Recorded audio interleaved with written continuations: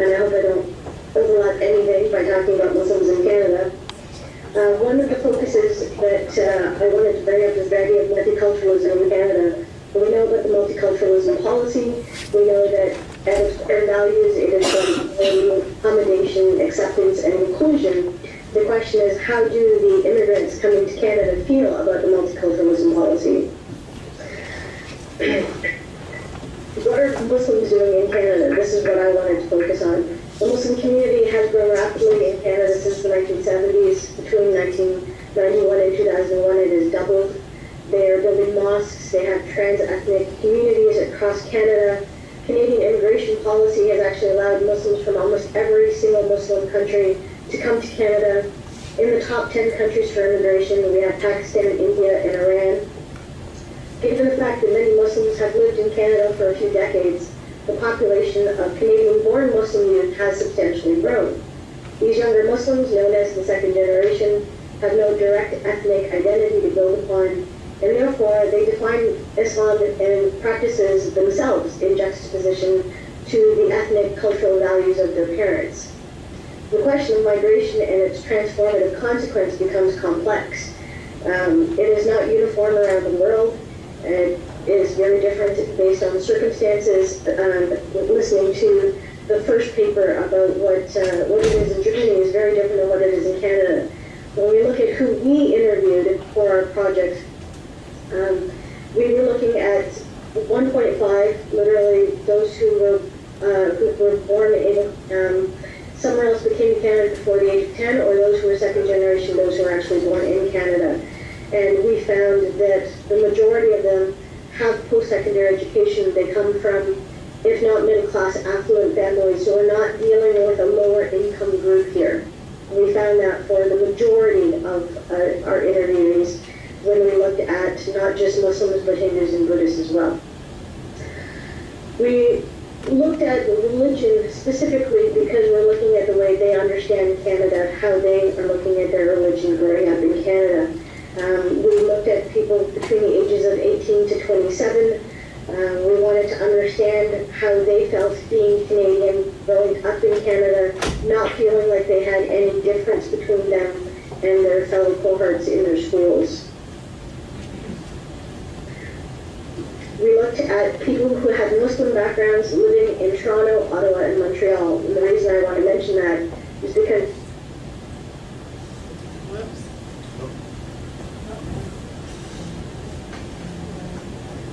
too good to be true, guys. Good old space.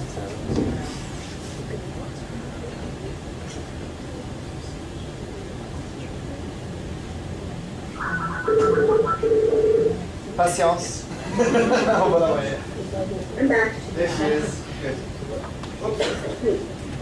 Those that we interviewed were from Montreal, Toronto, and Ottawa, and the reason that I wanted to bring it up is because Toronto will actually play a very significant role in the way Muslims understand their identity. The purpose of the research was to investigate their knowledge of religion, their attitudes towards religion, or lack of religious identity. We wanted to understand what practices they had adopted, what may have been unconventional, what they had acquired from their parents, and what differed from their parents. These 1.5 and second generation populations are reconstructing their boundaries and their identities and linked it to Muslim identity, but they acknowledged that their identity was basically by virtue of family and cultural background. Those in these somewhat or moderate religions, basically categories 4 to 6, were generally knowledgeable about their faith. They engaged in some practices. They tended to carry out feast days such as Eid. They identified as Muslims, but otherwise Islam did not form a central practical part of their identity or their lives. Many of them were basically like their Christian North American and Western European cohort in that they practiced occasionally, like Christmas and Easter. The Muslim women in these categories, as well as the men, often admitted that they either smoked or drank or went clubbing, but they felt guilty about it. They understood that they weren't being good Muslims, and so they did a very good job of hiding it from their parents. The participants who ranked between categories 7 to 9, we're now getting into the highly involved, deemed their form of Islam very central to their lives. They almost always centered on the importance of the 5 pillars as core Islamic practices, even if they couldn't fulfill the 5 pillars all the time. They prayed 5 times a day, they followed halal regulations, they fasted during Ramadan. Those in categories 8 and 9 wished to actually be more religious. They thought about God regularly, they immersed themselves in the teachings of Islam. Now, unlike those we'll talk about in category 10,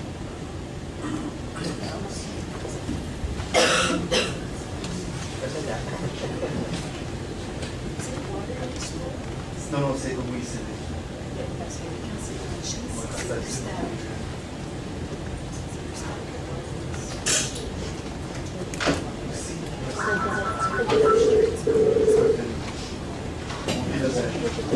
I'm back. Hey, category 2. Category 2? 10.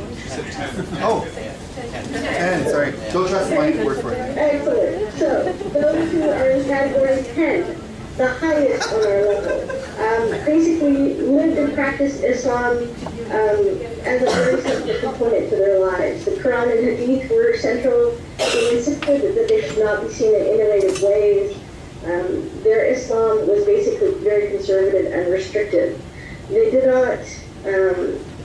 not basically see anything as another form of understanding except that very conservative way of being Muslim. So basically, those in number 10 took a much more stricter observance of what it meant to be obligatory to their faith. So yes, they prayed 5 times a day, but in fact they probably prayed way more than that. One of the women literally prayed at every meal, every time she went out the door, every time she came home, every time she had class. She said that she remembered God while washing the dishes.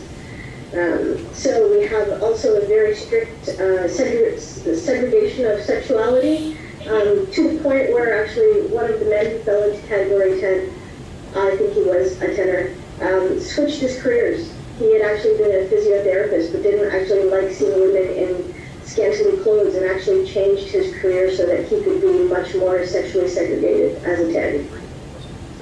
The majority, if not all of their friends were Muslim, and basically they shared their beliefs, their behaviors, and their decisions. The ultimate importance for them was to remember God at all times.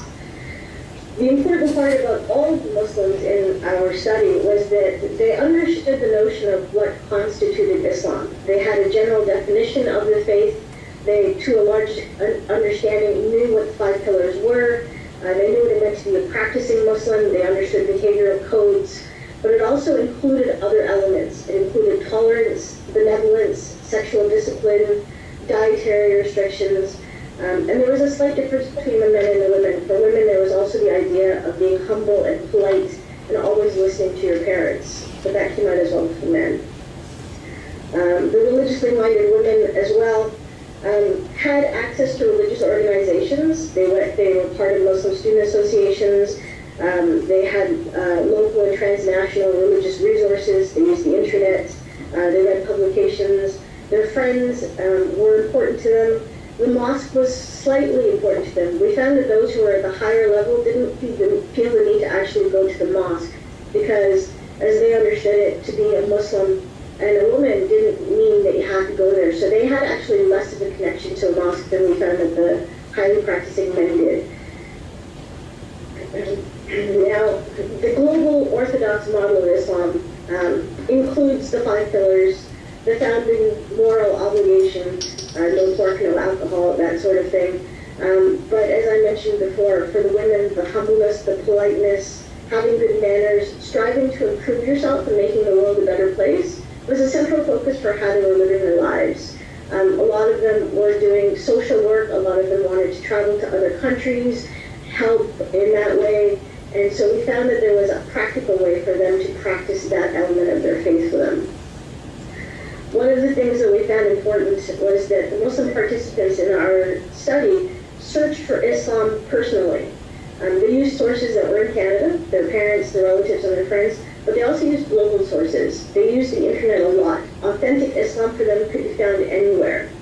Those also in the highest categories tended to think that they followed a better form of Islam than their parents, because their parents carried a culture and an ethnicity that they didn't have. They felt that their parents did things.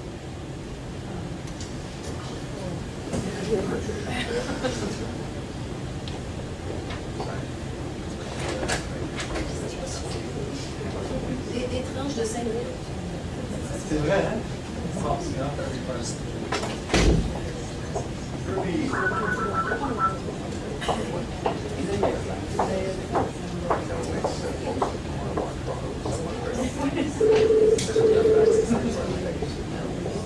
back. Excellent. Where was I? Number 2.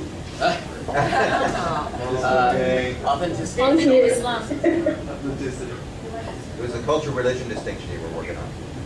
Okay, so the ones who are highly involved found that they really felt that they were practicing a much more pure form of Islam than their parents, because their parents had the culture and the ethnicity. One of the things that a lot of them complained about was the fact that their parents listened to music or had extravagant weddings, and that these were anti-Islamic. And so they were living their religion apart from their parents in that sense, and basically creating a more authentic form of Islam. One of the things that we found very interesting is that for women, being religious was more of a private issue. They shared it amongst their friends of Islamic faith who had the same morals and values, or even non-Islamic female friends, but for men it was more communal.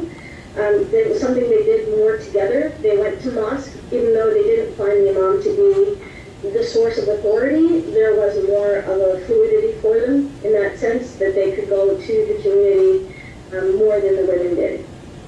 The gender differences across the board were significant for our entire project, also for Hindus and Buddhists. We found that the women were more likely to be religiously involved. They understood that religion tended to play a more important role in their lives. They were much more represented in the highly involved. There were less women in non-religious, and they were also more in the moderately involved compared to the men. In terms of multiculturalism, where they were growing up made a big difference. Growing up in Toronto clearly reflected in the lives of our participants. We found that those who grew up in Toronto felt that they were less visible as a minority. Means that they felt that they were less remarkable. It meant that they could be Muslim in any way they wanted. Having grown up in Toronto myself, I never realized I was a visible minority until I moved to Ottawa.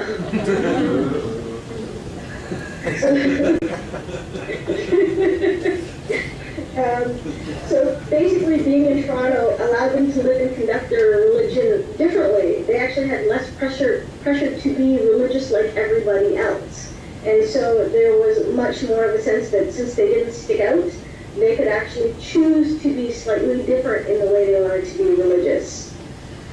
In terms of multiculturalism, how they see themselves in Canada, we found that almost every single person in our survey was accepting of religious diversity in their midst. A great many of them celebrated it. They saw it as desirable and advantageous. It allowed them to express a greater tolerance to learn from each other. The majority of our participants were supportive of the idea of multiculturalism. They were critical of it because they felt that it wasn't actually being practiced properly in Canada. So I think that our immigrants are probably more multicultural than our hardline Canadians. Multiculturalism was more for them not just a peaceful coexistence, but it included a mutual interaction, a positive exchange between different religious and cultural identities. They wanted to learn about different religious groups, and they wanted to interact with them. The majority declared that they felt comfortable living in a Canadian society. They felt they were full and equal members of Canadian society. They thought that religion was a good thing, even for those who actually weren't religious, because they thought that religions across the board were equally good. In general, no one was favorable to politicized religions, or at least they didn't admit it to us. They didn't want a kind of religion that would impose its will upon people. They didn't want it in politics, and they didn't like the idea of overt proselytizing. Religious equality and tolerance of differences was important, and they wanted to share their religious views, and they wanted to invite and have a mutual understanding with other people as well. They wanted to make sure that the idea of conversion was not included in that concept. In connection with religion in general, as I mentioned, it was a personal affair, but it was also within a community. It was something that they wanted to be able to do visibly and publicly. They felt that they should be able to carry on